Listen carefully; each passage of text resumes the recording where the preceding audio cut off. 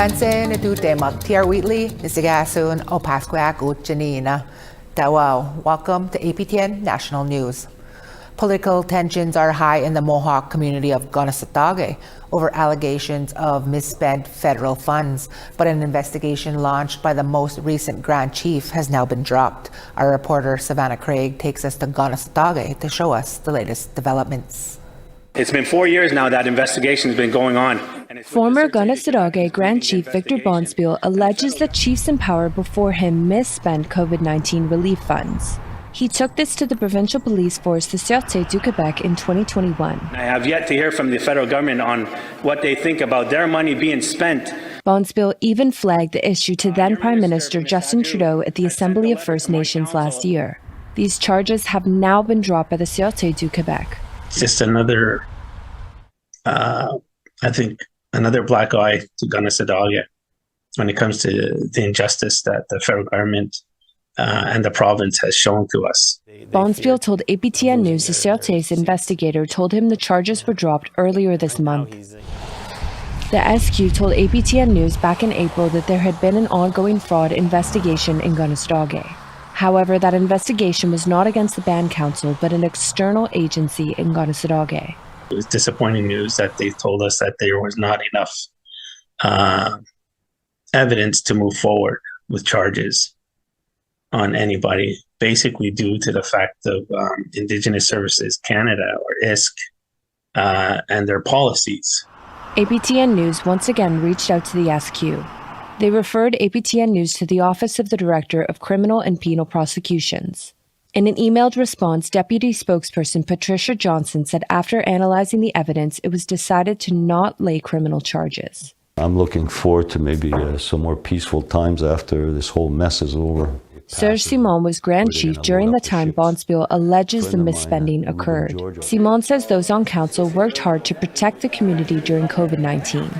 They went above and beyond, and they were crucified for it. So I kind of go between the anger I feel about it and the pride that I have that what we accomplished led to us having the lowest per capita death rate than any First Nation in Quebec. Bonspiel's issue with the former Band Council includes large payments to council members under the Emergency Response Unit, or ERU. Unaudited financial records for the 2020 fiscal year appear to show that Councillor Patricia Mayer received close to $500,000. Under labor law, after a certain time, you get time and a half, and if you work, in which they did, during holidays, it was double time.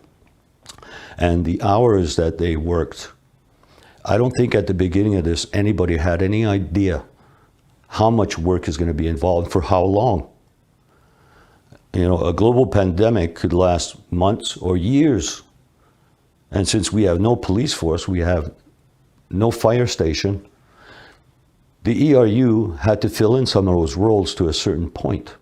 Bonspiel is still looking for accountability over the ERU spending, and he wants to take the case to the federal government.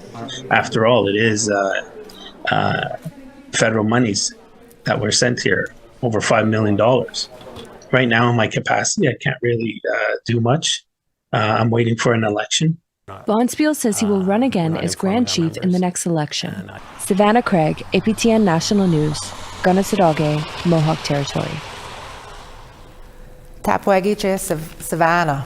More information now on the man Winnipeg police allege is behind 22 arsons in the city within the span of 6 months. Police say they aren't closing the chapter on the case yet as they discover more details in their ongoing investigation. Sav Jonesa gives us this report. One man has been arrested following an investigation into several instances of arson and property damage across central Winnipeg since June. Jesse Wheatland faces 22 criminal charges, including 13 counts of arson causing damage to property, arson with disregard for human life, and multiple break-and-enter offenses. We feel this is going to give the community a sense of a relief from probably what they've been feeling and experiencing through the summer. Winnipeg police say the 35-year-old is believed to have acted alone in 22 arsons. 11 locations were damaged, including restaurants, nightclubs, and other buildings. Police are connecting Wheatland to the recent fires at the constituency offices for provincial cabinet ministers Nahanni Fontaine and Bernadette Smith. The last months have been very uncertain. And in some respects, it has left us feeling a little bit scared and frightened sometimes. Wheatland appears to be a constituent of Smith's Point Douglas neighborhood, where he was arrested Tuesday on Magnus Avenue shortly after a fire broke out at an addictions treatment center nearby. He has since been connected to that fire. Over the past year, Wheatland shared multiple posts to Facebook groups for the Point Douglas neighborhood. Many of them express opposition to a proposed supervised consumption site, part of Smith's portfolio as addictions minister. Police say they have insight into Wheatland's motives, but could not share them because the investigation is ongoing. We have a lot of work to do. We have a lot of work with Manitoba Justice, securing judicial authorizations. There's a lot of evidence still to obtain and work through. So I'm not going to bookend it saying that that this is the end of it, but this is what we know right now. WPS have confirmed to APTN News that they've connected Wheatland to Sunday's vandalism at the Assembly of Manitoba Chiefs building on Portage Avenue. The charges have yet to be proven, and the case is expected to appear in court Tuesday, November 25th. Sav Jonesa, APTN National News, Winnipeg. Kanehsatake Sav. Nunavut's territorial government and its leadership have just been sworn in. This took place Thursday during the first sitting of the 7th Legislative Assembly of Nunavut. The day started with a prayer and the national anthem. The swearing was led by Commissioner of Nunavut Eva Kamaknak. All members elected in October were sworn in as MLAs for their ridings. They had a choice between swearing on a religious text like the Bible or making a solemn affirmation without religious connotation. 21 MLAs were sworn in. The seat for Agu is empty, as there was a tie there, so another election is needed. After the swearing in, Commissioner Kamaknak called for the swearing in of the Premier, Speaker, and Cabinet. I congratulate each and every one of you on your accomplishments and wish you well in your important work on behalf of our territory and the people that live in it. By virtue of authority of my office, I hereby summon the 7th Legislative Assembly of Nunavut to meet for the transaction of business at the hour 1:30 in the afternoon of Thursday, the 20th November 2025. Our video journalist Justin Hardy will have more on that on our evening news tonight with Dennis Ward. This summer, wildfires tore through several northern Saskatchewan communities, including Denair Beach, just 22 kilometers west of the town of Flin Flon on the Manitoba-Saskatchewan border. Now, new homes are being rebuilt for the community for those who lost their residence. Denair Beach is part of Peter Ballantyne Cree Nation. 24 homes are being built in Prince Albert to be moved north, with 21 nearing completion and 2 already finished. The first 2 homes are expected to be transported by the end of next week, with the rest arriving by February. The chief and council thank the displaced band members for their patience and say they hope everyone will be happy with their new homes. And we're always looking for your feedback or story ideas. Here's how you can continue the conversation. If you have a story you want to share, send us an email to news@aptn.ca.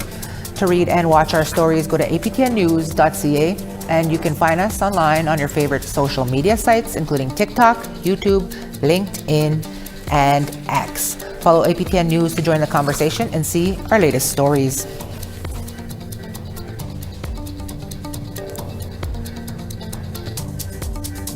And we tell you about 2 Dene First Nations in Yellowknife that are finding ways to combat the drug problem in their area. That story when we come back. Cheska.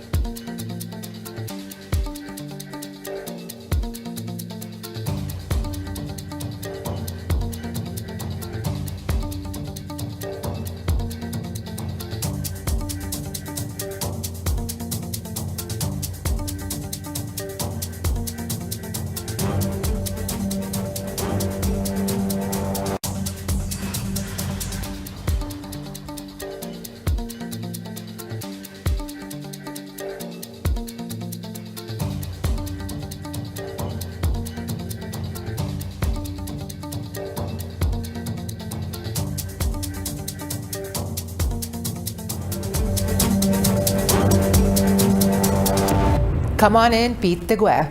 2 Dene First Nations in the Northwest Territories are taking matters into their own hands in a new pilot program aimed at keeping drugs, alcohol, and dangerous goods out of their communities. Charlotte Morit-Jacobs brings us that story. When these planes touch down in the Sawtoo Northwest Territories, they'll be free of drugs, alcohol, and dangerous goods. Peace of mind for Joseph Toback. To us, every seizure is a potential life saved. Loss of community members, mothers, fathers, sons who just aren't here.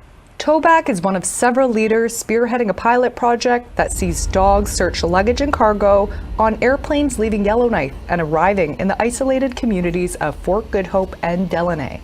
We've collaborated and at the direction of the Assembly, given all the concern and the issues around this substance making its way into the communities, we wanted to act, and I think this was like the first step that we found that would be impactful. Back in May, the Dene Nation held a 2-day forum to discuss the urgent need for community protection and security. We have challenges with security at some of the small airports. Discussions on how to tackle the issue of drugs and violence, investing in prevention. Mark Hicks is the guy to call. He worked as an RCMP member for 32 years before running his own crime detection canine business for the last 15. I work for several Indigenous communities, not just 1 or 2. It takes a while to have them buy into it, but once they see the effect that it's had, we're seeing a huge drop in numbers from spousal assaults and domestic abuse. And we hope that translates into violent crime or sexual assaults or any crime. But we have an opportunity here from this perspective to have a huge effect on the way that things have been done here in the past, change them good for the future. The RCMP are bound by legal and constitutional constraints, such as requiring reasonable cause before conducting a search without a warrant. But Hicker says it's about education over enforcement, and First Nations having the autonomy to decide how to handle crime. When his team finds dangerous goods and substances, they relay the message to the airline, who in turn lets the community know. The 500-person Kasho-Gotne-Dene and Métis community of Fort Good Hope isn't alone. The Delaney-Gotne government has also been using the same canine service since November 10th to keep its 600-person Dene and Métis community safe. Leadership from the DGG were away and unable to comment by airtime, but in a media statement say, this is being done from a health and safety perspective. Freight searches are also being conducted with other airlines from Yellowknife to those 2 communities. But the momentum can't end here. That's the message Chief of Fort Good Hope, Sean Granjam, says he wants the territorial government to hear. Upcoming winter, it's going to be opening up there too.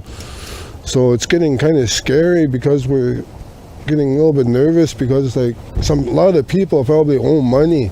And all the drug collectors and stuff are going to be coming up, and it's going to be on the winter. Chief Granjam says the program is costing the First Nation over $40,000 a month, so they will be appealing to the territorial and federal government this winter for support. Charlotte Morit-Jacobs, APTN National News, Yellowknife. Kanehsatake in Charlotte.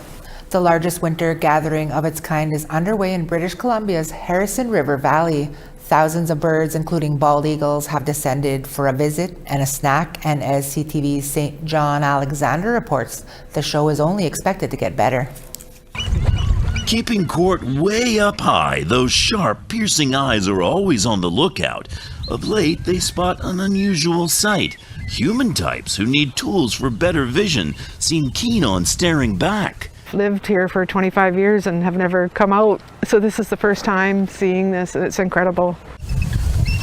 This, we're told, is just the beginning. Eagles everywhere, packing the sandy beaches of the Harrison River like tourists in a resort. How many? Well, good luck counting. No, you've got to come and observe this. I don't know, how many eagles do you think we have out there? Hundreds. Every year between November and February, they book flights out of the north to escape the cold for warmer weather and stock up on BC salmon. It's just beautiful to see them in the wild and think of the journey that they've taken. In fact, even more are expected. Some have seen thousands move through the region. It's a little early right now. The water is pretty high. it gets better. The eagles come in closer when the water is low. I mean, this is nature and it's best. Glorious place, glorious. Bring a set of binoculars, a good camera if you have one. It's just amazing. Now this amazement is about a 2-hour drive from Vancouver, but for those who don't need tools to travel, in a blink of an eye. St. John Alexander, CTV News on Harrison Lake. Imagine all the eagle feathers there on the ground. St. John, you need to get me one. And it's Friday, and that means we have a brand new preview of what's coming up on this evening's edition of Nouvelle Nationale. Kim Sullivan joins us now from Montreal. Tansi, Kim. Hey there. Well, we have exclusive numbers from the Missing Children's Network after a number of Indigenous children have gone missing from our communities. Many found, thank goodness. But the stats do show disparities that we will share with you tonight.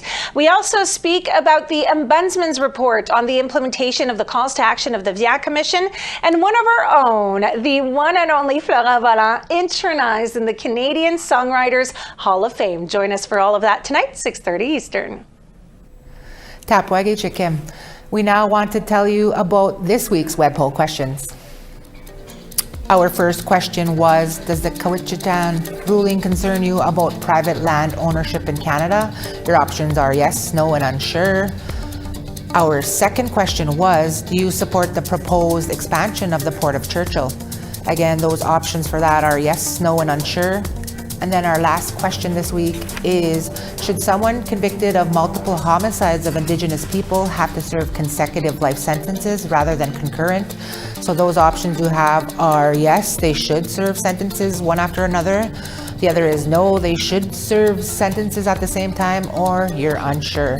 You can go to our website, aptnnews.ca/poll to cast your ballot.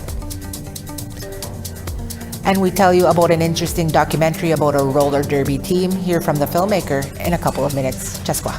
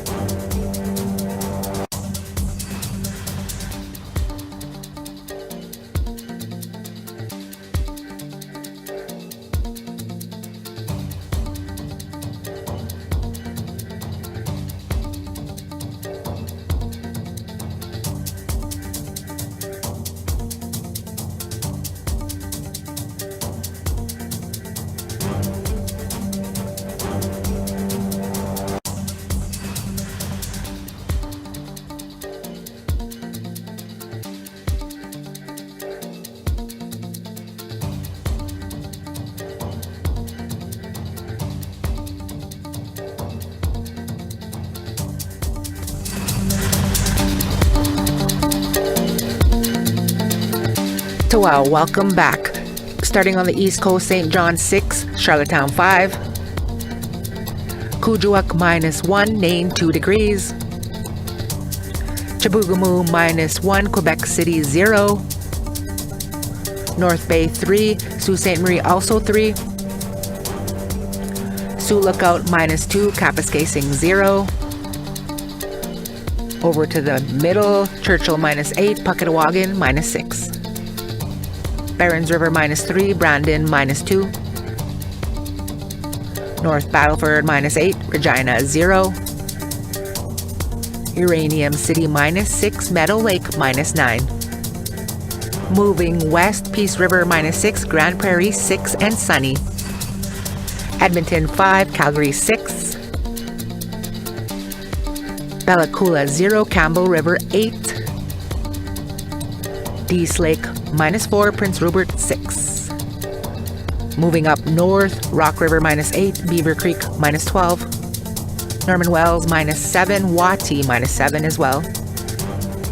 Inuvik -10, Colville Lake -11. Baker Lake -12, Whale Cove -1. Arctic Bay -18, and Igloolik -12. A groundbreaking Indigenous roller derby team featuring athletes from over 30 nations is the focus of a new documentary by Kahnawake filmmaker Courtney Montour.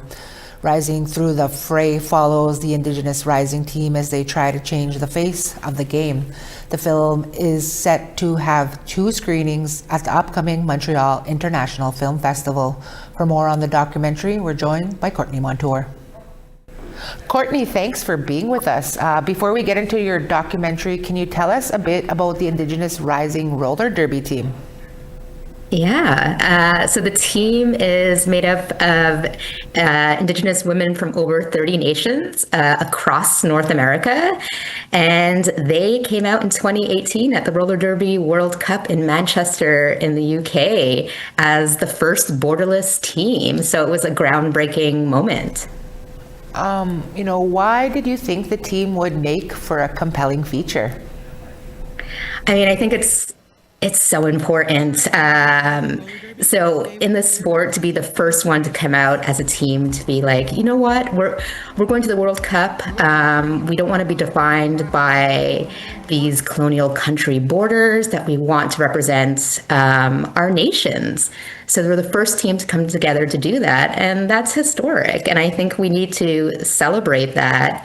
And plus, it just has an impact as a whole on identity, community, connection, and representation that I think many people can relate to. Absolutely, that's so exciting. And yourself, are you big into roller derby, and do you lace up the skates?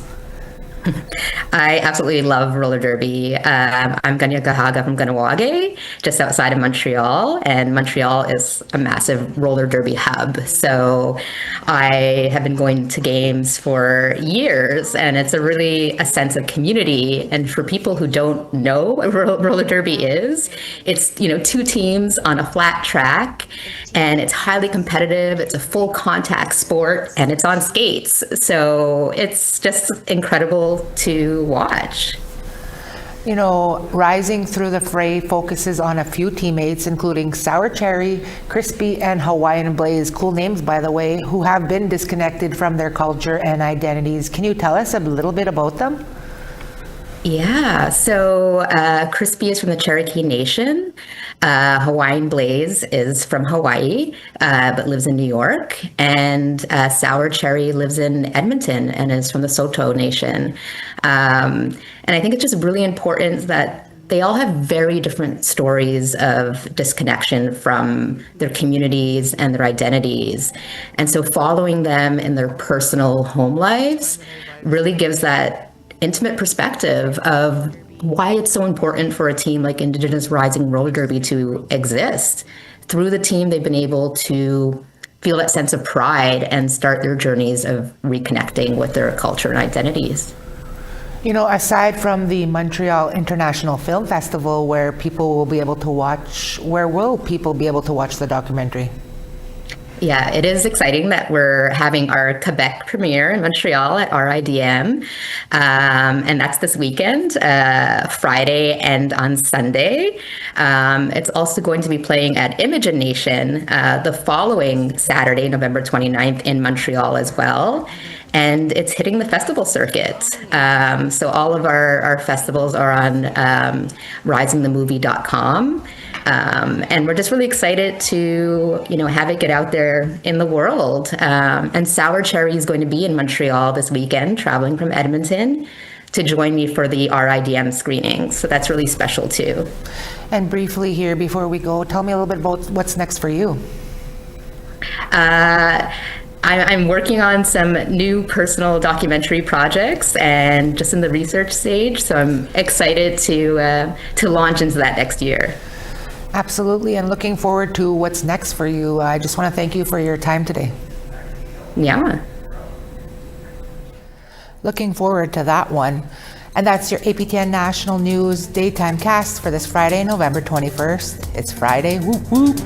Dennis is back at 6 p.m. Eastern. Until then, from all of us at APTN to all of you, Egasi, Kitam, Kikawapa Mitinano.